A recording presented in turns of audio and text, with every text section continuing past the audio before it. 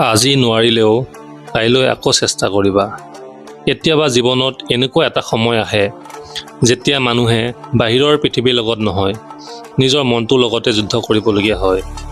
বাহিৰৰ মানুহে হয়তো তোমাক হাঁহি থকা দেখিছে, তেওঁলোকে ভাবিছে তুমি সুখী, কিন্তু তোমাৰ ভিতৰত কিমান চিন্তা চলি আছে, কিমান সপোন ভাঙি আছে, কিমান কথা তুমি কাকো ক'ব পৰা নাই, সেইটো কেৱল তুমিহে জানা।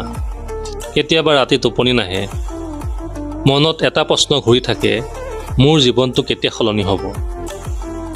মই কেতিয়া সফল হ'ম? মই যি বিচাৰিছোঁ সেইটো কেতিয়া পাম? মই সঁচাকৈ পাৰিমনে? আৰু কেতিয়াবা এই প্ৰশ্নবোৰৰ উত্তৰ নোপোৱাৰ বাবে আমি নিজকে বিশ্বাস কৰিবলৈ এৰি দিওঁ। আমি ভাবোঁ, হয়তো মই যোগ্য নহয়, হয়তো মোৰ ভাগ্য ভাল নহয়, হয়তো মোৰ পৰা একো নহ'ব। কিন্তু ৰ'বা, এই কথাবোৰ সত্য নহয়। তুমি এতিয়া যি পৰিস্থিতিৰ মাজেৰে পাৰ হৈছা, সেইটোৱে তোমাৰ সম্পূৰ্ণ জীৱন নহয়। এটা বেয়া সময় মানে এটা বেয়া জীৱন নহয়। এটা বিফলতা মানে তুমি বিফল মানুহ নহয়। আৰু এটা সৰু আৰম্ভণি মানে তোমাৰ সপোনবোৰ সৰু নহয়। জীৱনত সফল হ'বলৈ সকলো সময়তে মটিভেশ্যন লাগি নাথাকে। কেতিয়াবা মটিভেশ্যন নাথাকিলেও কাম কৰিব লাগিব। কেতিয়াবা মন নাযায়, তথাপিও উঠিব লাগিব। কেতিয়াবা ভাগৰি যাবা, তথাপিও আগবাঢ়িব লাগিব। কেতিয়াবা কোনোবাই ছাপোৰ্ট নকৰিব, তথাপিও তুমি নিজৰ ওপৰত বিশ্বাস ৰাখিব লাগিব। কাৰণ সপোন কেৱল ভাবিলেই পূৰণ নহয়। সপোন পূৰণ কৰিবলৈ কষ্ট কৰিব লাগে। আৰু সেই কষ্ট পথটো সদায় সহজ নহয়। তুমি যেতিয়া সফল হ'বলৈ আৰম্ভ কৰা, তেতিয়া সকলো তোমাৰ সফলতা দেখিব। কিন্তু তুমি যি ৰাতিবোৰ জাগি কটালা, যি দিনটো হতাশ হৈ পৰিলা, যি সময়ত নিজকে নিজেই সাহস দিলা, যি সময়ত সকলো এৰি দিব বিচাৰিছিলা কিন্তু এৰি নিদিলা, সেইবোৰ কোনেও নেদেখিব। সেয়েহে আজি যদি তোমাৰ জীৱনত কঠিন সময় আছে, তেন্তে হতাশ নহ'বা। হয়তো এই কঠিন সময়টোৱেই তোমাৰ ভৱিষ্যতৰ বাবে শক্তিশালী কৰি আছে। ভাবি চোৱা, এটা গছ এদিনতে ডাঙৰ নহয়। প্ৰথম সৰু বীজ মাটিৰ তলত থাকে। বাহিৰৰ পৰা চালে একো দেখা নাযায়। কেতিয়াবা যদি সময় কয়, কেতিয়াবা বীজটোৰ পৰা একো নহ'ব। এতিয়া তেওঁ ভুল ক'ব, কাৰণ মাটিৰ তলত তেতিয়া কিবা এটা হৈছে, শিপা গজিছে, লাহে লাহে ওপৰলৈ আহিছে। সময় লাগে। আৰু এদিন সেই সৰু বীজটোৱে এজোপা ডাঙৰ গছ হৈ থিয় হৈ ৰ'ব। তোমাৰ জীৱনটো ঠিক তেনেকুৱাই। আজি যদি তোমাৰ সফলতা দেখা পোৱা নাই, তাৰ অৰ্থ এইটো নহয় যে তোমাৰ ভিতৰত কোনো পৰিৱৰ্তন হোৱা নাই। হয়তো তুমি এতিয়া শিকি আছা, হয়তো তুমি নিজকে তৈয়াৰ কৰি আছা, হয়তো তোমাৰ সময় আহিবলৈও এতিয়াও অলপ বাকী আছে। সেয়ে ধৈৰ্য ধৰিবা। আন মানুহৰ সফলতা দেখি নিজৰ জীৱনটোক সৰু বুলি নাভাবিবা। কোনোবাই 20 বছৰ বয়সতে সফল হৈছে, কোনোবাই 30 বছৰ বয়সত হৈছে, আৰু আন কোনোবাই 40 বছৰ বয়সত হৈছে, আৰু আন কোনোবাই বহু দিন ধৰি সফল হ'ব পৰা নাই। কিন্তু সফলতা কোনো নিৰ্দিষ্ট বয়স নাই। তোমাৰ সময় তোমাৰ নিজৰ। তুমি এদিন সোনকালে সফল হ'লা, সেইটো ডাঙৰ কথা হ'ল। তুমি হাৰ নামানিলানে? তুমি পাৰ হৈ যোৱাৰ পিছতো উঠিলা? তুমি ব্যৰ্থতাৰ পিছত আকৌ চেষ্টা কৰিব পাৰিলানে? সেইটোৱে আচল কথা। কেতিয়াবা মানুহে তোমাক ক'ব, এই কামটো তোৰ দ্বাৰা নহ'ব। বহুতে তোমাক কম্পিটিশ্যন আছে। তই কিয় ইমান সপোন দেখিছ? আগতে বহুত মানুহে চেষ্টা কৰিছে। তোৰ হাতত টকা নাই, তোৰ কানেকশ্যন নাই, তোক কোনো চিনি নাপায়। এই কথাবোৰ শুনি যদি তুমি থমকি যোৱা, তেন্তে তোমাৰ সপোনটো আন মানুহে ঠিক কৰি দিলে। কিন্তু জীৱনত ষ্টিয়াৰিং আন কাৰোবাৰ হাতত নিদিবা।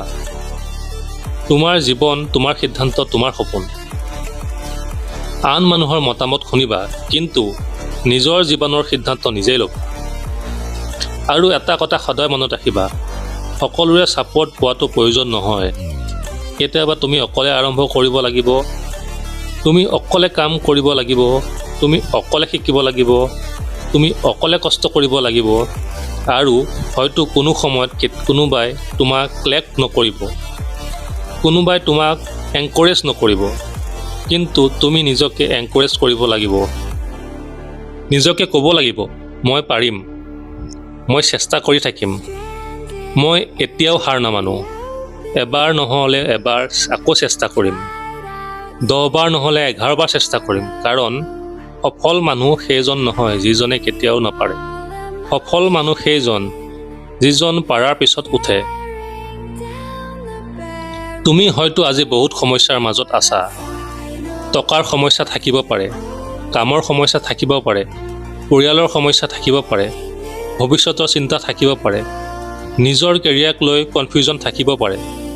হয়তো তুমি কিবা এটা আৰম্ভ কৰিব বিচাৰিছা কিন্তু সাহস পোৱা নাই। তেন্তে এটা কথা মনত ৰাখিবা, সকলো উত্তৰ একেদিনাই বিচাৰি পোৱা নাযায়। যদি তুমি সম্পূৰ্ণ পথটো দেখা নাই তেন্তে চিন্তা নকৰিবা, তোমাক কেৱল পৰিৱৰ্তী খোজটো দেখা পালেই হ'ব। এটা খোজ লোৱা, তাৰ পিছত আৰু এটা, তাৰ পিছত আৰু এটা। এদিন তুমি লক্ষ্যস্থান গৈ উপস্থিত হ'বা।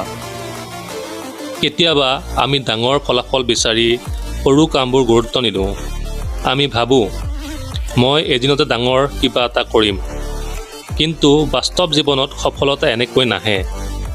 সফলতা আহে প্ৰতিদিন কৰা সৰু সৰু কামৰ পৰা। প্ৰতিদিনে 1% উন্নতি, প্ৰতিদিন অলপ শিকা, প্ৰতিদিনে অলপ কাম কৰা, প্ৰতিদিনে নিজৰ ভুলৰ পৰা শিক্ষা লোৱা। আৰু এটা সৰু সৰু পদক্ষেপবোৰ এদিন ডাঙৰ সফলতা হয়। কনচিষ্টেঞ্চি বহুত সময়ত টেলেণ্টতকৈ বেছি শক্তিশালী। আৰু তোমাৰ টেলেণ্ট কম হ'ব পাৰে, তোমাৰ এক্সপিৰিয়েঞ্চ কম হ'ব পাৰে, তোমাৰ ৰিচোৰ্চ কম হ'ব পাৰে, কিন্তু যদি তুমি ধৈৰ্য ধৰা, প্ৰতিদিনে কাম কৰি থাকিব পাৰা, তেতিয়া তোমাক ৰখাটো কঠিন হৈ পৰিব। আজি যদি তুমি বিফল হৈছা, নিজকে ঘৃণা নকৰিবা। নিজকে ক'ব নালাগে মই একো নকৰোঁ। তাৰ পৰিৱৰ্তে কোৱা, এইবাৰ নহ'ল, পৰিৱৰ্তী বাৰ ভালকৈ কৰিম। ভুল হৈছে, শিকি লোৱা।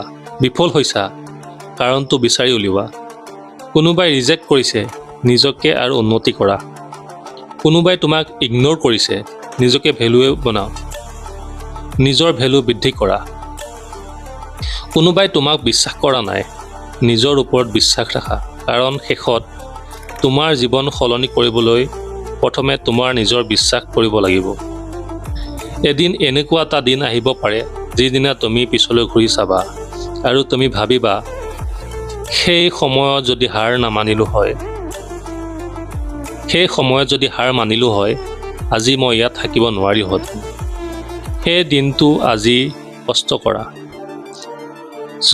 আজি যদি কষ্ট যেন অসহ্য লাগে, এদিন সেই কষ্টবোৰ আকৌ তোমাৰ গৌৰৱ হ'ব পাৰে। আজি যদি ফেইলৰ হৈ তুমি কান্দিছা, এদিন সেই ফেইলৰটোৱেই তোমাক ক'ত ভুল হৈছিল শিকাই দিব। আজি যি মানুহে তোমাক হাঁহিছে, এদিন হয়তো তেওঁলোকেই তোমাৰ সফলতাৰ কথা ক'ব। কিন্তু সেই দিনটো আহিবলৈ আজি থমকি নৰ'বা। যদি তুমি এতিয়া এই কথাবোৰ শুনি আছা আৰু তোমাৰ জীৱনত কিবা এটা সলনি কৰিব বিচাৰিছা, তেন্তে আজিৰ পৰা এটা সিদ্ধান্ত লোৱা। নিজৰ লগত এটা প্ৰমিছ কৰা, মই যিয়েই নহওঁ কিয় হাৰ নামানো। সমস্যা আহিব, মই থমকি নৰওঁ। বিফলতা আহিব, মই আকৌ চেষ্টা কৰিম। মানুহে হাঁহিব, মই তথাপিও আগবাঢ়িম। সময় লাগিব, মই ধৈৰ্য ধৰিম। কাৰণ মই জানো মোৰ কাহিনী এতিয়াও শেষ হোৱা নাই। আৰু শেষত এটা কথা, যদি আজি তোমাৰ দিনটো ভাল যোৱা নাই, তেন্তে নিজক দোষ নিদিবা। আজিৰ দিনটো শেষ হ'বলৈ দিয়া। কাইলৈ নতুন দিন, নতুন সুযোগ, নতুন আশা, নতুন আৰম্ভণি। হয়তো কাইলৈ সকলো সলনি নহ'ব, কিন্তু তুমি নিজকে কাইলৈ অলপ সলনি কৰিব পাৰিবা। আৰু যদি প্ৰতিদিনে নিজকে অলপ অলপ উন্নতি কৰি যোৱা, এদিন তোমাৰ জীৱনটো সম্পূৰ্ণ হৈ যাব। সেয়েহে আজি নোৱাৰিলেও কাইলৈ চেষ্টা কৰিবা। কাইলৈ নোৱাৰিলেও পৰহি চেষ্টা কৰিবা, কিন্তু সপোন এৰি নিদিবা। কাৰণ তুমি যিমান দূৰ আছা সিমান দূৰ আহোঁতে সহজ নাছিল। তুমি বহু কষ্ট পাৰ হৈ ইয়ালৈ আহিছা আৰু তোমাৰ ভিতৰত এতিয়াও শক্তি আছে, এতিয়াও আশা আছে, এতিয়াও সময় আছে, এতিয়াও সুযোগ আছে। মাত্ৰ এটা কাম কৰা, নিজৰ ওপৰত বিশ্বাস হেৰুৱাব নালাগে। এদিন তুমি সফল হ'বা, হয়তো সোনকালে নহয়, হয়তো অলপ দেৰিকৈ, কিন্তু যদি হাৰ নামানা এদিন তোমাৰ কষ্টৰ ফল নিশ্চয় পাবা। সেয়েহে আগবঢ়া, আকৌ চেষ্টা কৰা আৰু নিজকে কোৱা, মই এতিয়াও শেষ হোৱা নাই, মোৰ সপোন এতিয়াও জীয়াই আছে আৰু যেতিয়ালৈকে মোৰ সপোন জীয়াই আছে তেতিয়ালৈকে মই হাৰ নামানো।